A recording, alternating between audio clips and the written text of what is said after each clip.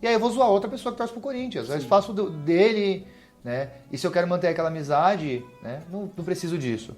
Já que a gente tá falando de nostalgia, de espaço e tempo, quanto tempo você demorou para construir essa ideia? Porque eu demorei até agora há pouco. Exatamente. Eu tenho 26 anos. Eu acho que o momento em que eu olhei para isso e falei, cara, a gente precisa aceitar que as pessoas, sei lá, afeta as pessoas de uma forma... As pessoas são afetadas de formas diferentes. Demorou pelo menos uns 24 anos. Não, total. Que aí hoje eu praticamente, aí posso estar sendo exagerado e de certa forma moralista, mas hoje praticamente eu aboli a palavra frescura do meu vocabulário. Exatamente. Porque eu não sei se é frescura, porque eu não estou sentindo pelo outro. Então, sim. Enfim... Você vê que a nostalgia levou a gente longe, né? Levou pra caramba, mas você falou quanto tempo eu demorei só pra responder. Eu tenho, assim, na minha cabeça aqui um marco de começar a abrir a mente. Não que eu seja o cara da mente aberta, nem nada, mas foi quando eu entrei na NOC. Exatamente quando eu saí desse ambiente corporativo e eu tive contato com a educação e com pessoas que repensavam isso há muito mais tempo do que eu. É sintomático isso. Eu comecei a ter mais noção. Um exemplo típico era... Eu não sabia mais xingar as pessoas. Exemplo típico, porque é ótimo. Eu trabalhava com vários amigos meus que eram gays, e eu achava, não sei o que, eu sou viado. Ele, sou.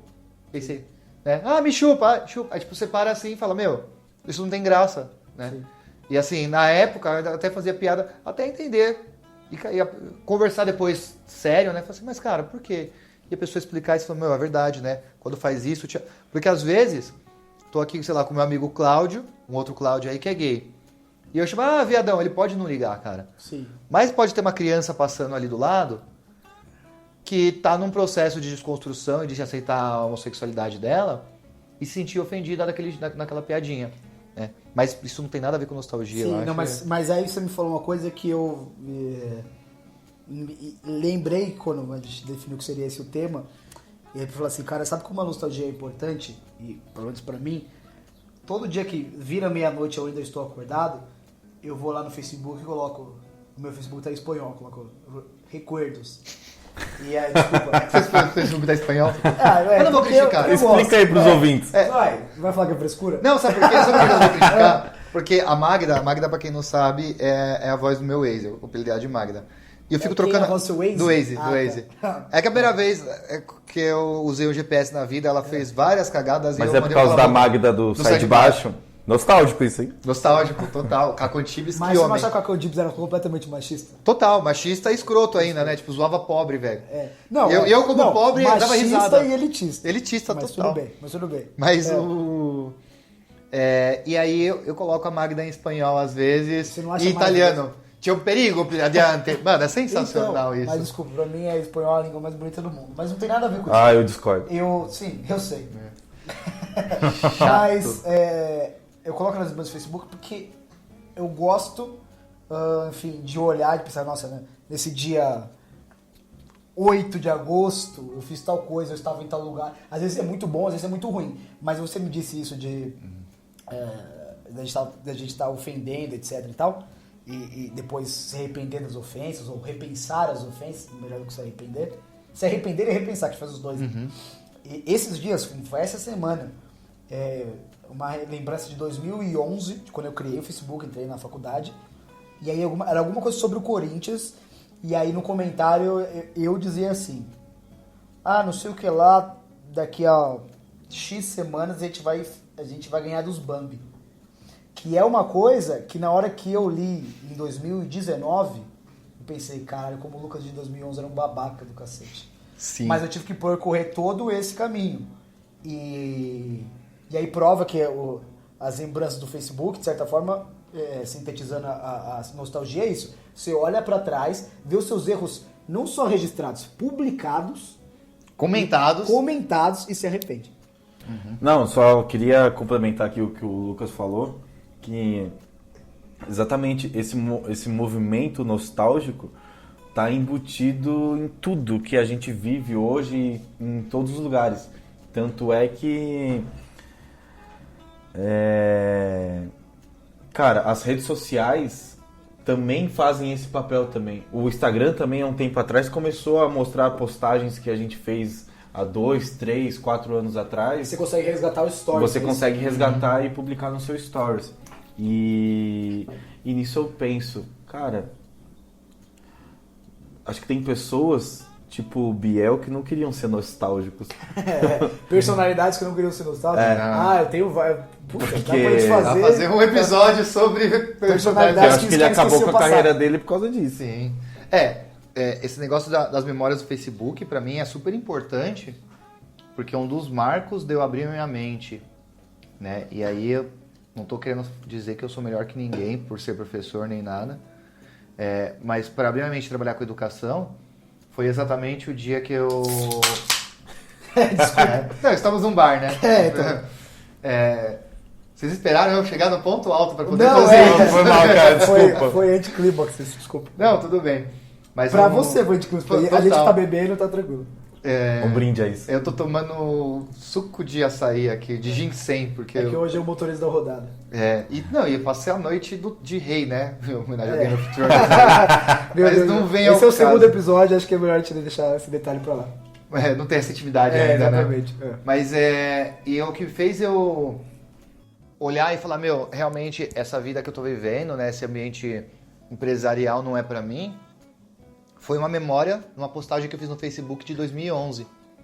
Na época, para quem não sabe, eu fui professor de um cursinho voluntário, né? Era um projeto meu e de alguns amigos.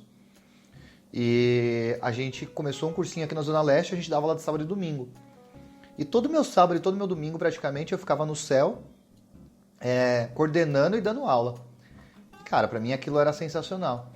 E aí, pensando sobre esse projeto e algumas coisas que eu tinha vivido naquela época, eu postei no Facebook, né? E você, o que você tá fazendo para mudar o mundo? E eu tive tido um dia tão péssimo na PepsiCo, que eu tava voltando para casa, abri o Facebook, e a primeira coisa que eu vi foi essa memória, né? E você, o que você tá fazendo para mudar o mundo? E aí bateu um sentimento de nostalgia fudido de, caramba, naquela época que eu dava aula, eu fazia isso e tal, e pô, era super bacana. Eu tava tentando mudar o mundo. Tava tentando mudar o mundo, né? E aí o que eu tava fazendo no hoje, né? No momento que eu tava lendo essa coisa. Tentando ganhar trabalhando na PepsiCo, né? Tentando fazer com que tivesse todinho em tudo quanto é lugar. Sim. Ou seja, eu tava tentando dar dinheiro para a indústria de chocolate. Sim. Né? E para mim isso não tava causando um certo impacto. E eu achava que eu tinha que ter um propósito no meu trabalho. E se não fosse essa postagem, talvez eu não tivesse tido coragem, né, de largar uma carreira ascendente aí, no meio corporativo, para poder ir trabalhar com educação. Isso prova que a nostalgia às vezes pode ser um tapa na cara, mas um tapa na cara positivo. Positivo. Que é basicamente você olhar do seu ponto e falar assim, cara, é até nesse sentido de olhar e falar assim, pô, eu tinha esse sonho em 2009, como que eu cheguei em 2013 e não realizei ainda? Tem uma frase muito foda sobre isso, e aí eu vou até citar um filme que é aquele filme Duas Vidas com Bruce Willis, não sei se vocês assistiram, mas é muito bom. Desculpa, a gente é jovem. Filhas da puta. Brincadeira. Esse filme é muito bom porque assim, no dia do aniversário dele de 40 anos, toca a campainha dele, tem uma criança de 8 anos de idade, que é ele com 8 anos. Né? Então ele com 8 anos tromba ele com 40. E aí o moleque, é a fase marcante, é o começo do filme, não vai ser nem spoiler. É ele mesmo. É ele mesmo. É ele mesmo com 8 anos, tipo, então ele tem que cuidar dele com 8 anos. E a criança entra na casa dele, começa a procurar o cachorro, não acha o cachorro, começa a procurar a esposa dele, ele não tem esposa, ele fala assim, eu tenho 40 anos, não tenho uma esposa, não tenho um cachorro, eu sou um fracassado. E aí a pergunta que eu faço né, e aí para todo mundo, não só para vocês dois, o adulto que você é hoje, seria um orgulho para a criança que você era quando você tinha 8 anos de idade? Eu acho que isso tem muito a ver com nostalgia, às vezes, com a nostalgia positiva que você falou. Sim. De olhar para trás e falar, pô, quando eu tinha 8 anos de idade, eu queria, sei lá, dar a volta ao mundo, e por que hoje eu não consigo dar a volta ao mundo? De olhar para trás e falar, não estou decepcionando, ou estou decepcionando o Zico criança. Tanto é que aí, só complementando o Zico, tipo, a nostalgia, acho que é bom até um certo ponto, porque você só lembra e recorda, ou se beneficia de coisas do passado, e você tá no presente, você não tá vivendo o momento agora, ou você não tá, como é que se fala? Admirando tudo que você tá fazendo hoje. Tipo, você está minimizando o presente. Exatamente, você está minimizando o presente, se vangloriando do que você viveu antes e pensando assim, cara, aquele momento era bom, eu vivi aquilo antes e agora, sei lá, a vida parece Agora ser não muito estou bem, simples. Entendi. Tipo, não estou fazendo nada de interessante. Eu acho que isso prova que a nostalgia pode ser boa, mas também pode ser perigosa. E nesse sentido, eu não quero também... Vocês estão muito numa caverna muito profunda, vou tentar puxar um pouco para mais raso. Não contra o debate, mas porque eu acho porque é uma coisa que eu queria falar, que é mais por curiosidade para saber se vocês têm também, porque para mim é muito evidente. Quando eu fico mais nostálgico quando eu passo por lugares que me lembram pessoas que não estão mais na minha vida, ou que me lembram fases da minha vida que já não existem mais. Mas em momentos bons ou ruins? Os dois tipos. Independente. Tá. Então eu piso num bairro que eu nunca mais fui, mas que eu frequentava por um tempão, e aquilo pra mim é simbólico num nível. Eu fico me lembrando de todos os dias que eu ia lá. Eu pensava assim, porra, aqui tinha uma placa. Eu nunca esqueço isso. Eu frequentava um bairro na Zona Norte e por 2 anos, sim, semanalmente, diariamente, vou dizer. Uma vez eu fui lá depois de um certo tempo e eu me lembro de estar ali, tinha uma farmácia com uma placa do Pelé.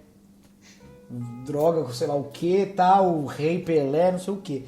E aí, todas as vezes, os momentos bons e ruins que eu vivi nesse ambiente, eu me lembro sempre de estar ali esperando o metrô e olhando pro Rei Pelé, né? Uhum. E aí, quando eu desci nessa estação depois de muito tempo, eu olhei a parede tá pintada de azul, não existe mais o Rei Pelé. E aí eu fiquei pensando, cacete, velho. O Pelé era pra história, né? Não, pra mim foi exatamente isso. Foi, caralho, passei tanto tempo assim fora que cadê onde os caras, quando foi que tiraram o Rei Pelé eu não vi. Provavelmente nos anos que eu fiquei sem pisar ali.